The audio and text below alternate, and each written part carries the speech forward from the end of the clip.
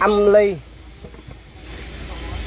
JBL mã số 9004, nhỏ mà có vỏ nha bà con. Đánh là 6 lo là chuyện bình thường.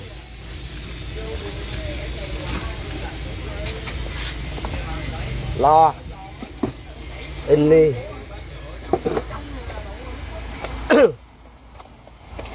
Infinity.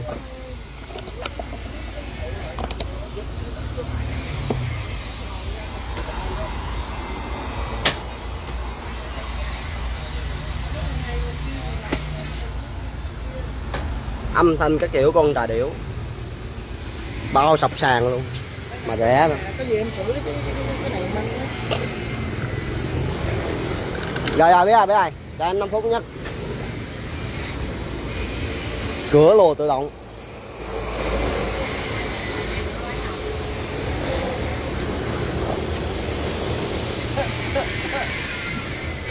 Màn hình Android.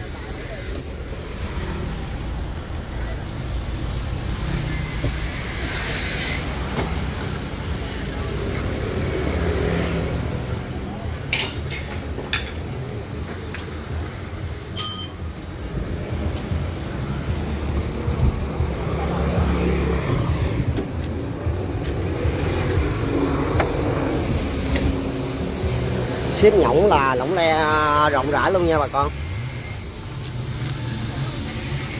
Kho hồ để vali.